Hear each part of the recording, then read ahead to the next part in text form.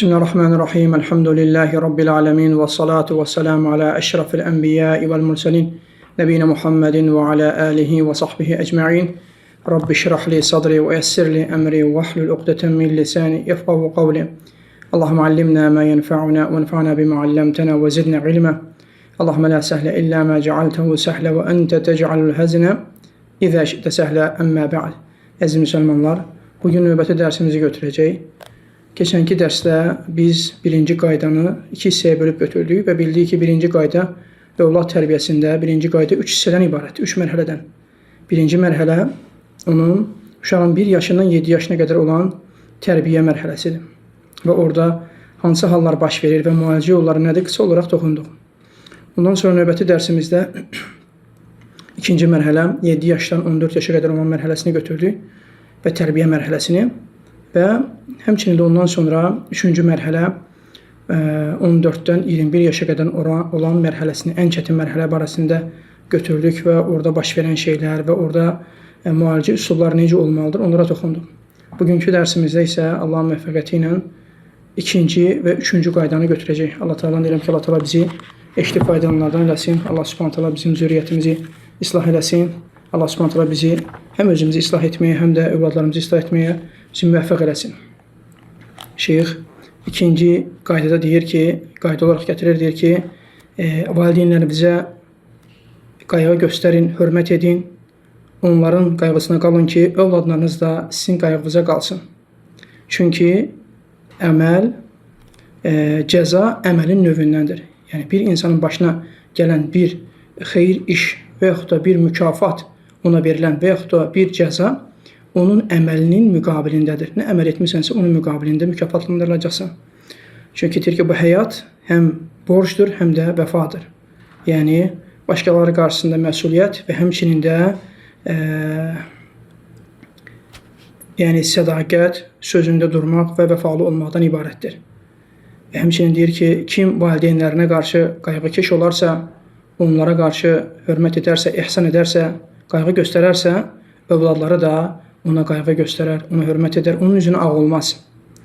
Çünki Peyğəmbər sallallahu aleyhi və səlləmdən gələn hədislərin birisində deyir ki, Peyğəmbər sallallahu aleyhi və səlləm valideynlərinizə yaxşılıq edin, onlara ihsan edin, övladlarınız da sizə ihsan eləsin. İbnül Qayyim rahimehullah bu məsələ barəsində gözəl sözlər zikr etmişdir. Hansı ki, necə deyərlər, qızıl hərflərlə yazılası kəlmələr zikr etmişdir.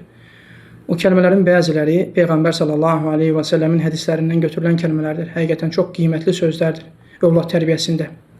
İbn-i Qayyim rahimehullah deyir ki, buna görə də deyilir ki, mükafat, yəni insana verilən cəza, mükafat onun əməlinin müqabilindədir. Əgər xeyir əməl etmisənsə, onun müqabilində xeyir görəcəksən. Əgər şər əməl etmisənsə, onun müqabilində də qarşılığını görəcəksən. Çünki buna da bəzi statlar gətirir Peyğəmbər s.ə.v-in hədislərindən. Necə ki, Peyğəmbər s.ə.v hədisində deyir ki, kim bir müsəlmanın eybini örtərsə, Allah da onun eybini örtər. Yəni, əməli nə idisə, mükafatı da odur. Kim bir müsəlmanın eybini örtərsə, Allah da onun eybini örtər. Həmçinin deyir ki, kim bir çətinlikdə olanın çətinliyini aradan qaldırarsa, o çətinlikdə olan insanın işini asanlaşdırarsa, Allah Subhanahu Taala da onun dünya və axirət işlərini asanlaşdırar. Həmçinin deyir ki, kim bir müminin dünya sıxıntılarından bir sıxıntısını aradan qaldırarsa, Allah Subhanahu Taala da onun qiyamət günü sıxıntılarından bir sıxıntısını aradan qaldırar. Kim peşman olan bir kimsəni, yəni xəta edib və peşman olub, peşmançılığını bildirib, ona qarşı müamilə necə olmalıdır? Kim peşman olan bir kimsəni əfv edərsə, ondan keçərsə, Allah Subhanahu Taala da onun büdrəmələrindən, Allah Subhanahu Taala da onun səhvlərindən, xatalarından keçər. Səhvlərindən, xatalarından keçər. Və həmçinin deyir ki, kim bir qardaşının eybini axtararsa, Allah Taala da onun eybini axtarar. Əgər Allah Taala bir qulun eybini axtararsa, o evinin içərisində olsa bir Allah Taala onun eybini üzə çıxarar və insanlar içərisində onu rüsva eləyər. Həqiqətən çox təhlükəlidir. Çünki niyə görə? Əməl, cəza əməli növündəndir. Nə əməl etmisənsə, onun müqabilində cəzalanacaqsan. Bu sözlər nəyə işarədir? Dərsin əvvəlindəki qaydaya. Yəni, əgər övlad valideynə qarşı itaətkar olarsa, valideynə ehsan eləyərsə, onunla gözəl davranarsa, onu qayğısında qalarsa, övladları da onun mükafatı olaraq ona da eyni forma yanaşarlar, eyni müamiləni edərlər. Və həmçinin deyir ki, kim bir müsəlmana zərər toxundurarsa, Allah da ona zərər toxundurar. Və həmçinin kim bir kimsə üçün, bir müsəlman üçün çətinləşdirərsə, asan olan bir işi çətinləşdirərsə, Allah təala da onun işlərini çətinləşdirər. Yəni cəza olaraq. Və kim bir müsəlmanı ona yardım olunması istənildiyi bir yerdə yardımsız qoyarsa, tək qoyarsa, Allah Subhanahu taala da həmin kimsəni özünün yardımı ehtiyac olduğu bir gündə, bir vaxtda onu yardımsız qoyar. Onu yardımsız qoyar deyir. Çünki nədir? Cəza əməlin növündəndir. Nə etmişdirsə onun müqabilində cəzalanır. Və həmçinin deyir ki, kim əff edər, keçərsə, Allah təala da ondan keçər. Və Allah Subhanahu taala kimə rəhm edər? Allah Subhanahu taala o kimsələr ki, rəhm edir, Allah təala da onlara rəhm edər. Allah təala rəhm edənlərə qarşı rəhimlidir. Həmçinin Allah Subhanahu taala yalnız deyir, qullarından rəhimli olan kimsələrə rəhm edər.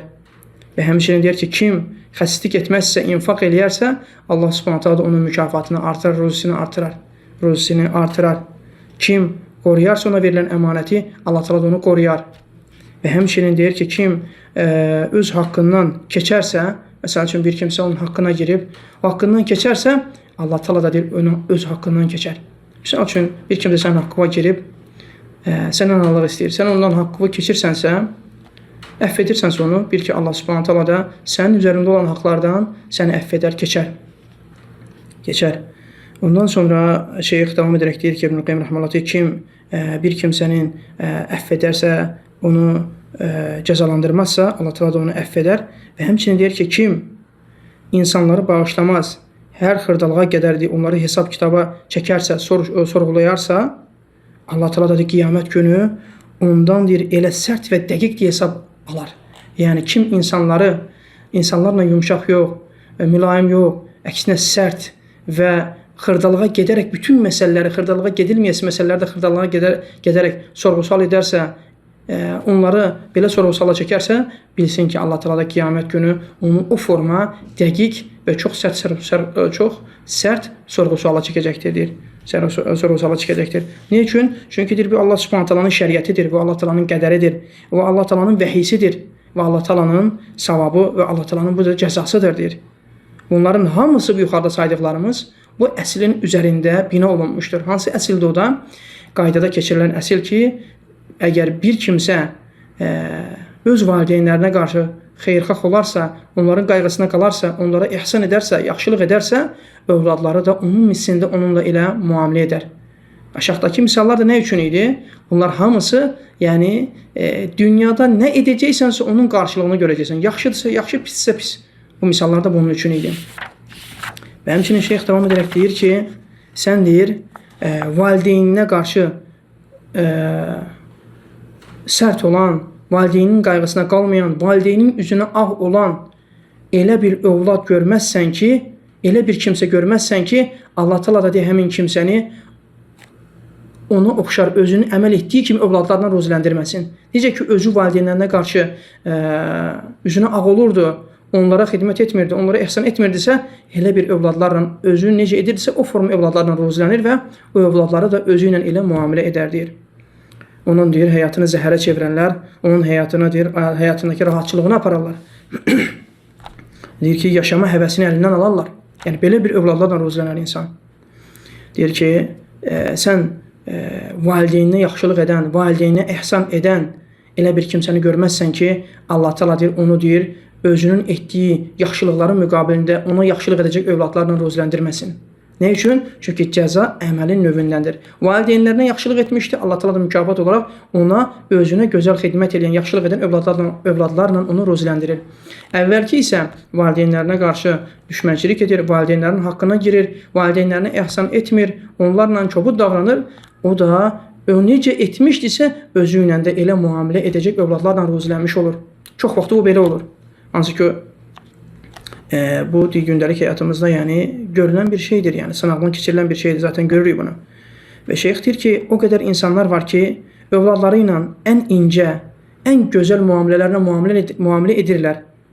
Lakin deyir, sonda onların sevgisini əldə etməyə, onların hallarını islah etməyə, düzəltməyə müvəffəq olmurlar. Nə üçündür bu? Övladları ilə gözəl müamilə edir, gözəl üslubla müamilə edir. Bununla yanaşı yenə onlar xeyri müvəffəq olmurlar. Yəni səbəb nədir? Deyir, əgər deyir, araşdırsa görər ki, səbəb nədir? Səbəb də deyir, onun özünün öz valideynlərinin haqqına qarşı müqəssir olmasındadır.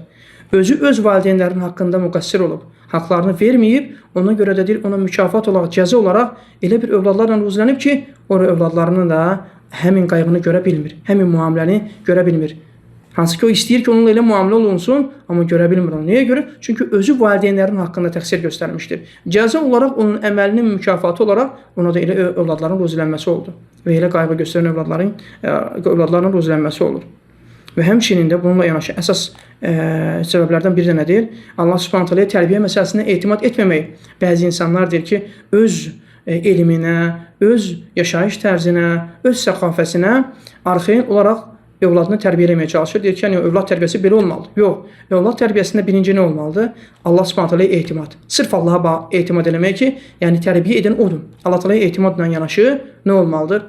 Valideynlərin duası çoxlu və doğru düzgün tətbiq olunmuş, keçirilmiş səbəblərdən tutaraq övladlarını tərbiyə etmək olmalıdır. Yəni belə olarsa, əlbəttə ki, həm özləri xeyrə müvəffəq olar, həm də övladları islah olar. Bir, Allah Subhanahu taala etimad etmək tam şəkildə və ikinci, valideynlərinin Allaha daim dua etməsi, Allahdan yardım istəməsi bu məsələdə və həmçinin də onunla yanaşı öyrənilmiş, doğru düzgün təməllər üzərində qoyulmuş övlad tərbiyələrindən istifadə edərsə, bu qaydalardan istifadə edərsə, İnşallah ki, tərbiyə məsələlərində xeyrə müvəffəq olmuş olar və burada tələsməmək lazımdır. Çünki bu məsələ vaxt aparıcı və həmçinin də səbir tələb edən məsələlərdəndir. Və həmçinin şeyx deyir ki, deyir, nə xoşbəxtçilik, nə müvəffəqiyyət, nə də deyir ki, Allah tərəfindən müvəffəq olmaq, xeyirlərə müvəffəq olmaq, səadət mümkün deyil, onu əldə etmək mümkün deyil. Nə üçün? Əgər bir kimsə deyir, valideynlərinin razılığını əldə edə bilməyibsə, əgər bir kimsə dünyada səadəti, xoşbəxtçiliyi, müvəffəqiyyəti istəyirsə, mütləq valideynlərin razılığını əldə etməyə çalışsın. Valideynlər ondan razı olarsa, o insan həm dünyada səadətə çatar, həm müvəffəqiyyətə yetişər, həm də xoşbəxtçilik onunla olar daim. Əgər valideynləri ondan razı olarsa. Deyir, o qədər insanlar var ki, onlar bu dünya həyatının, dünyanın ləzzətindən məhrum olublar. Və həmçinin övladları ilə yoldaşlıq etməkdən, övladları ilə gözəl müamilə etməkdən məhrum olublar. Həmçinin həyatlarındakı müvəffəqiyyətlərdən məhrum olublar. Və həmçinin Allah Subhanahu taala yaxınlaşdıracaq salih əməllərdən məhrum olublar. Səbəb nədir? Bu cür əzəmətli əməllərdən məhrum olmaq səbəbi nədir? Dünyaları başlarına qaralmasının səbəbi nədir? Baxsaq görərək ki, səbəb nədir? Onların valideynlərinin üzünə ağ olmalarıdır. Valideynlərin üzünə ağ olmaları və onlara qarşı isyankarlıq etmələridir. Valideynlərinə itaat etməməsi, onların qayğılarına qalmamasıdır. Ən böyük səbəb budur, deyir.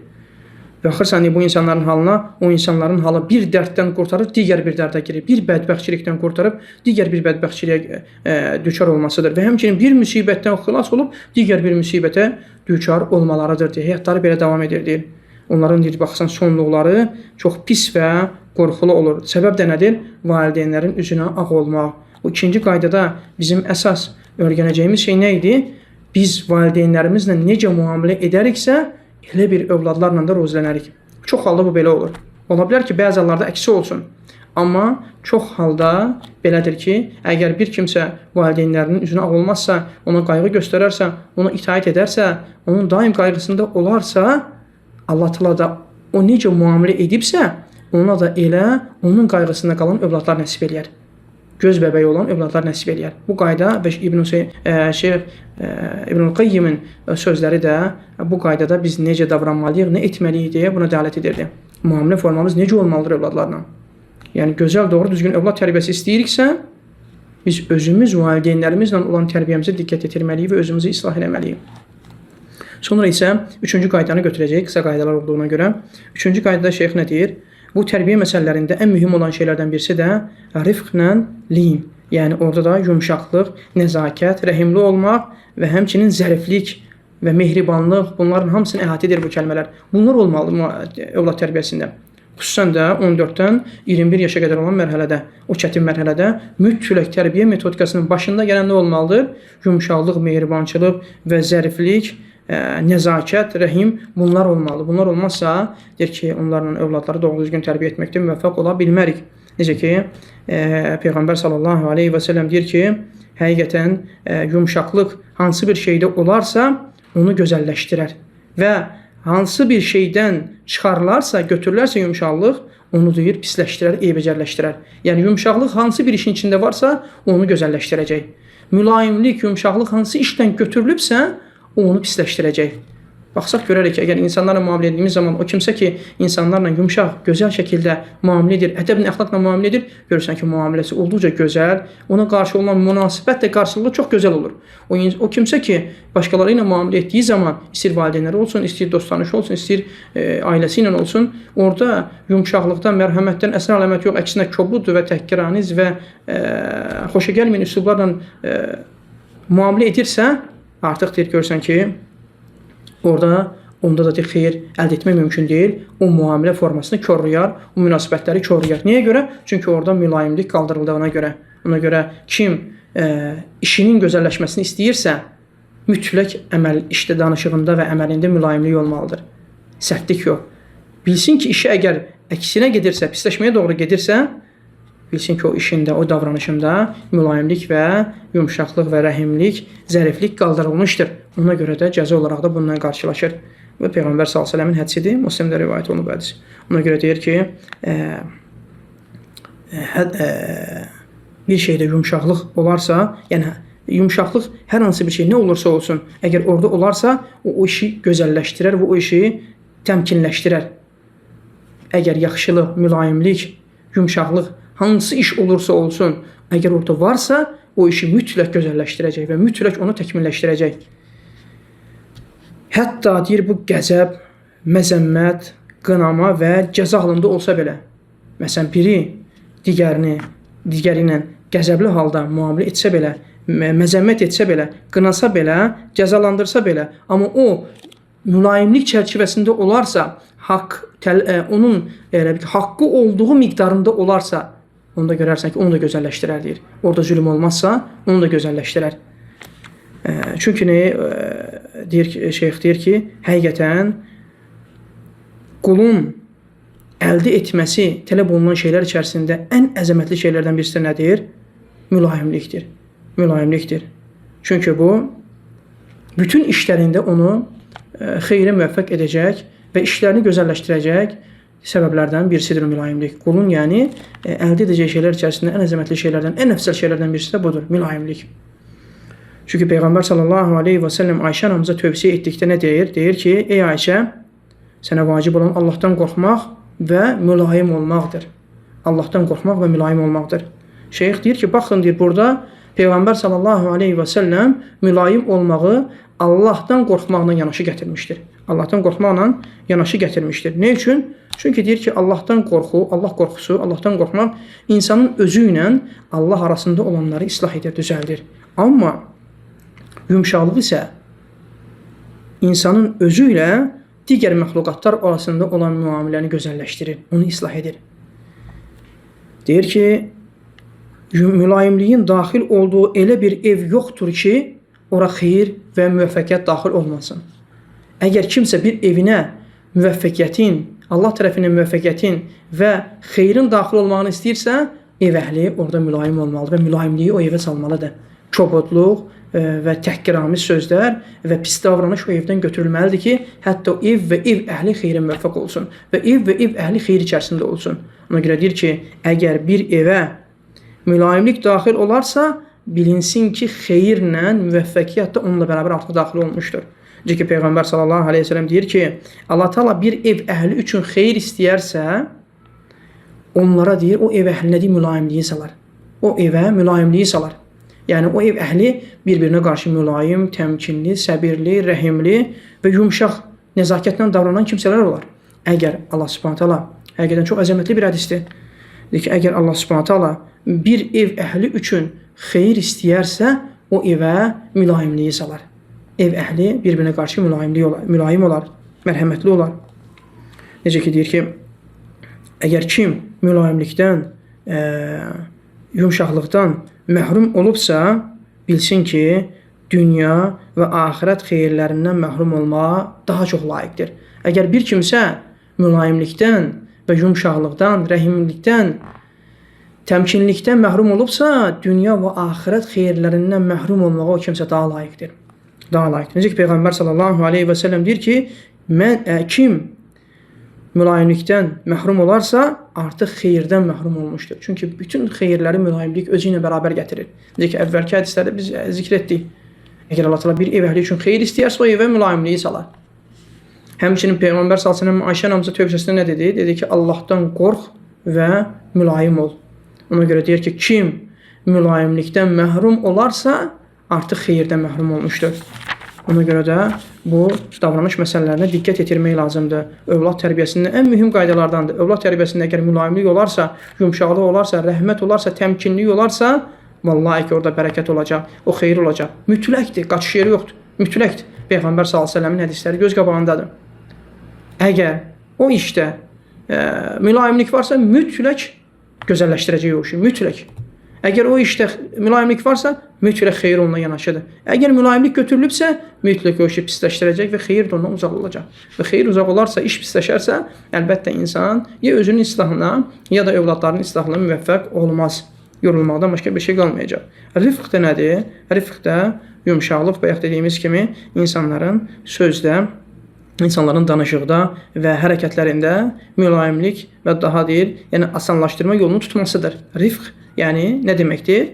Yəni insanların danışıqda və hərəkətlərində mülayimlik və daha asan yolu tutmalarına rifq deyirlər, yumşaqlıq deyirlər. O da ki, şiddətin, sərt qəlbliliyin əksidir. Şiddətin və sərt qəlbliliyin əksidir. Ona görə baxsan görərsən ki, deyir ki, yumşaq, mülayim sifətə sahib olan kimsə daim ehtiyac olduğu şeyə çatır. Ya bütünlükdə, ya da bir hissəsinə çatır. Əgər mülayimlik varsa həmin kimsədə. Əgər sən baxsan görsən ki, o şiddət olan insana, qəlbi daş olan insana, o deyir, ən hansısa bir şey istədiyi zaman ona çata bilmir. Çatsa da olduqca məşəqqətlə gedib çatır o şeyə, istədiyi şeyə. Və çatandan sonra da çox güman ki, deyir, tamamlamağa da müvəffəq olmur. Əldə etsə də məşəqqətlə həmin o xeyri tamamlaya bilmir, deyir. Niyə görə? Çünki deyir, bu xeyir nə ilə yanaşıdır? Mülayimliklə. Əgər o şeydən mülayimlik götürülübsə, artıq deyir, o iş korlanmalıdır və xeyir də ondan uzaq olacaq. Xeyir də ondan uzaq olacaq. Həqiqətən deyir, bu çox mühüm bir yol, çox mühüm bir qaydadır ki, hər birimizin üzərinə vacibdir ki, bu qaydanı həm övladlarımızla müamilədə, həm də həyat yoldaşlarımızla müamilədə bunu tətbiq edək. Allah Subhanahu taala bizi eşidib faydalanlardan etsin. Allah Subhanahu taala bizi irəliləkdən sonra geriləməkdən, doğru yolda olduqdan sonra azmaqdan qorusun. Allah Subhanahu taala bizi özümüzü islah eləsin və övladlarımızı da gözəl şəkildə Quran və sünnə üzərində islah etməyə Allah təala bizi müvəffəq eləsin. Allah Subhanahu taala bizi utandırmasın. Allah təala bizə övladlarımızı göz bəbəyi olan övladlarla ruziləndirsin. Allah Subhanahu taala bizim övladlarımızı islah eləsin. Daim başımızı uca edən övladlarla Allah təala bizi ruziləndirsin. Allah Subhanahu taala bizi xeyrə müvəffəq eləsin. İrəlilədikdən sonra geriləməkdən, doğru yolda olduqdan sonra azmaqdan qorusun. Allah Subhanahu taala bizi əff olunan bəndələrdən eləsin. Allah taala bizi əff eləsin, rəhm eləsin. Allah bilir doğrusunu. Subhanakallahumma bihamdik, əşhədu en la ilahe illə ent, əstəğfiruka və etûbu ileyk.